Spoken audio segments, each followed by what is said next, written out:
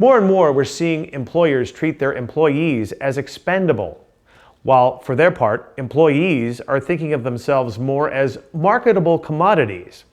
For that reason, we're seeing loyalty to any one company or position decline dramatically. Employees are constantly looking for new and better opportunities and are more likely to quit their jobs for something better. So what are the implications of the so-called quitting economy? And at the end of the day, does loyalty really matter? We're putting these questions and others to Denise Rousseau. She is the H.J. Heinz II Professor of Organizational Behavior and Public Policy at the Tepper School of Business and the Heinz College of Public Policy at Carnegie Mellon University in Pittsburgh. Denise Rousseau, your research focuses on the impact workers have on the employment relationship and the firms that employ them, and you're recognized in particular for developing the theory of the psychological contract. What is the psychological contract? Psychological contract, basically it's the deal in the head. It's the beliefs that people, both a supervisor, an employer, and the employee have about what each owes the other. Have companies killed employee loyalty, and if so, how? Well, it's surely under pressure, I'll say that, and fewer organizations create loyalty or reciprocate loyalty on the part of their employees, but some do still generate it and derive a comparative advantage from having workers who are really attached to and committed to the organization. So at the end of the day, does loyalty matter? There's only so many things that you can ask employees to do that you can actually motivate through pay, through kind of the conventional levers that businesses try in order to incentivize worker contribution. That if you want people to fill in the blanks when you haven't given them enough information about how to do the job and make a wise choice when they have to solve a problem for themselves, when they need to deal with a client or a customer who's got an issue that the organization hasn't prepared them to deal with. Loyalty pays because it causes people to invest more in problem solving, to behave like better citizens, to go the extra mile. So think of loyalty as sort of the flesh on the bones of the employment relationship, that you don't get it by paying people a certain way. You get loyalty by treating them in ways that they want to be treated. And in doing so, they reciprocate by bringing more of themselves to the job. How has the whole dynamic of the employer-employee relationship changed in the last 20, 30 years? It's very true that over the last 20 years, 25 years, we've seen a new logic, so to speak, in how managers and business owners think about their employees. A greater likelihood to think about them as a commodity, as being easily substitutable, one person for another, let go and rehired maybe later. And that's an interesting shift, because the research evidence would say that it takes time and experience for employees who work in an organization to achieve their maximum or optimal level of productivity, to acquire organizational knowledge sufficient to work with other people in the organization well, serve the client or customer effectively. So if we have this logic that says people are substitutable, we're sort of discounting that level of knowledge and training and experience and willingness to invest in developing it that has been found for many years to be a really important comparative advantage for employers.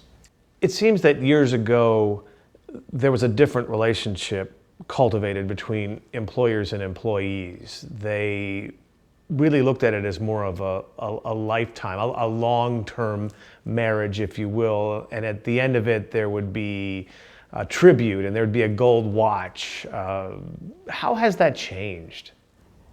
Not all employers treat their people like commodities. In the high-tech area, often a great deal of appreciation for the special contributions that experienced employees who know how to work well together, the special contributions they can make. But in a lot of industries, especially in industries that are more volatile or have experienced downturns, and we see this often in retail and other areas that are quite cyclical. The logic shifts a little bit. Companies are struggling to manage costs, struggling to compete against new entrants in their market space from other countries and from different modes of providing services. And so one of the tactics, I don't call it a strategy because strategy gives it too much intellectual gravitas, but one of the tactics for managing this uncertain and novel environment has been to play a little bit more fast and loose with investments in employees and in building rapport and relationships with employees. The evidence we have would say that probably is not to the advantage of firms that are dealing with a lot of uncertainty or facing a lot of competition, that they still would get tremendous benefit if indeed their employees had a better handle on how to work well together, had built skills and commitment to the organization to provide better quality services or to be more innovative. But it's very hard to expect people who have an arm's length relationship to the organization to go the extra mile to innovate and put more of themselves in the job. So that's a reason the logic behind this commoditization of relations with employees. I think that's a reason why that logic should be viewed with some skepticism. Employers are expecting more and more of employees, having them do 2, maybe even 3 jobs that years ago were done by 3 different people. Now it's one person multitasking, which is a term that we probably didn't even have in the lexicon 30 years ago. So what is the impact of that uncertainty with regard to the nature of employment on the economy and just our quality of life? In effect, you're saying, are organizations kind of purposely understaffing and asking more of the employees they have or more of the people they hire? And are they being perhaps more frugal or stingy with regard to what they're willing to do in terms of developing or offering people to make their work more interesting or to retain them?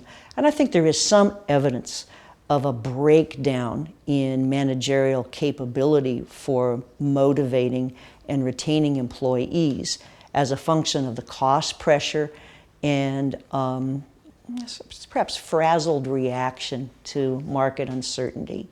But one of the important aspects of this new environment where organizations are facing a lot of uncertainty is to recognize that even if they're not willing to make commitments to employees in the future, people are still oriented towards managing their own futures. And we need to help them in the jobs they do have to have some sort of future creating experiences. That might be designing the jobs in a way so that people could be building skills they can take elsewhere. And if you're not going to make a commitment to people, one of the big issues you should be able to say is, but you're going to learn things here or do things here that are going to make you more valuable to another employer too. And it's a much more credible way of making a commitment to people who now have to absorb in their own lives the uncertainty that the employer's practices are imposing on them. So what's the impact of all this? Workers who are exposed to financial uncertainty, they don't know if they can pay all their bills, they're not sure if a job will be here in the next few months, are more likely to have accidents on the job, are more likely to be stressed and have a harder time bringing their full intellect to the work. So there's an interesting, kind of at the micro level, consequences of having employees absorb the risk, the uncertainty of an unknown future with few guarantees from the employer.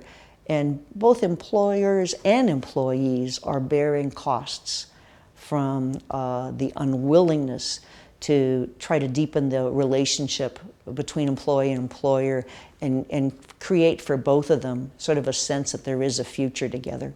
Why has the employee-employer relationship changed over the years? I'll answer your question by saying this. So I teach many MBA students and many Masters of Science in Public Policy. And one of my questions to them when I'm teaching human resource management or change management is this: how many of you expect to be with your with your first employer, 2 years or less, and about half the people will raise their hands. How many of you expect to have 10 or more employers in your lifetime? Most people will raise their hand. How many of you would prefer to work with one good employer your entire career? 75% of them will also raise their hand. What people expect to have is uncertainty, the need for mobility, and to cope with instability in their careers. What people would like is a bond with a good employer. Right now, most employers aren't offering that bond. Employers that do offer it attract better talent than those that don't. So there's some real consequences for all the parties involved of this shifting logic towards allocating more risk and more uncertainty to workers. If employers aren't loyal to employees, then why should employees be loyal to their employers or their companies? Absolutely. I mean, reciprocity makes the world go around, and here we're talking about negative reciprocity. I don't make a commitment to you, so you don't make a commitment to me. The disturbing aspect of this, I think, is the effect it has in, let's say, poisoning the well. Because once people have been mistreated and treated unfairly by one employer, it is much harder to re-up with a new employer and to kind of start at zero and say, well, if you're making commitments to me, I'll be responsive to that, because people tend to have a spillover of these negative experiences into subsequent employment relationships. And it can take a new employer who has an interest and the intention of building commitments and retaining people over time to get that comparative advantage of investment in skill and loyalty. It may take that new employer a while to prove to new hires that indeed their commitments are honest and authentic. Why do some managers think of employees as commodities? This wasn't the way of the past. So what has changed? Why we see less of an emphasis on retention and retaining people over time is certainly in the United States, kind of a managerial culture which makes people reluctant to do the level of investment and commitment that is required to retain people and develop them. It takes a certain level of skill and capability on the part of managers. Managers that are spending a lot of time managing to the numbers aren't necessarily managing the people well to achieve the numbers long term. So a lot of our shift in focus may well be to a shorter term way of thinking about the business, a sense that this is how you win the approval of your shareholders or of the board. Part of the logic is short-termedness. Part of the logic is about the volatility in the marketplace, which absorbs management attention to try to figure out different things to do, often externally related, to respond to these changes. And it takes their attention away from the value that employees are bringing to the business. What is the best approach, in your opinion, of how management should handle employees? The core idea is to have a good, clear logic about what the contributions are of different kind of employment relationships to the value your business is trying to generate. And that requires kind of a systematic way of thinking. It requires a quality conversation and analysis of the organization's past data and future opportunities. It also requires managers to be willing to learn by doing, because there's certainly some segments of the economy in which our historical data won't help us, because they're emerging areas that are new and we can only learn by trying new things. If you're going to learn by doing, you need employees who are good learners, employees with skills and knowledge about the business to make sense of experiments that are being run, who can test hypotheses and models about what's likely to work or not work for the organization. People who are going to help you do that are not going to be commodities, but they're going to be a committed pair of hands and a brain and a heart that's attached to the organization. What organizations really do need to do more systematically is develop informed logics about their own business success, and then populate them with the kinds of employee and employee relationships that support that logic. So if the machines and artificial intelligence are taking control of companies, if the robots are taking over, then who are the managers of these companies going to rely on in the future? Well, it's pretty clear. Robots are here to stay, and we can expect more and more use of robotics in all sorts of organizational roles. That's a given. But we can also be pretty confident that the nature of work, the value-added work that human beings do, is changing. Who designs the robots, who programs the robots, who does the strategic thinking that determines the activities that robots will focus on, that's going to be a human being. This is one of the reasons why the need to continually develop skills is so important for both workforce and for employer, because the mix of jobs and duties will be different in future as a function of the offloading of more routine work to artificial intelligence in many forms. So where do you see things heading? What does the future hold? I'm seeing signs of a little bit more attention to systematically understanding what works in an organization and what doesn't. We've had for the last 30 years relatively faddish management practice. CEOs do what other CEOs do, and managers adopt the practices they read in publications that are all about being kind of new and novel. HBR, Harvard Business Review, doesn't publish articles on practices at work. They publish articles on practices that are new, that are emerging, because people are intrigued with the new. But what's new isn't always true. And part of the issue is, in an age of big data, in an age where we have a lot more information and understanding about how the connection between practices we use in the organization and the outcomes they achieve, we're in a better position to make some informed decisions.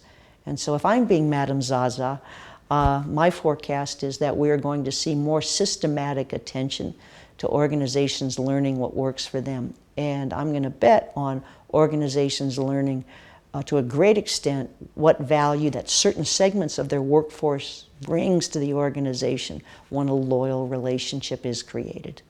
So do you see the sort of dystopian future that others see, this sort of Orwellian society in which human beings are marginalized because big companies are running off of automation and robots more than they are dependent upon people?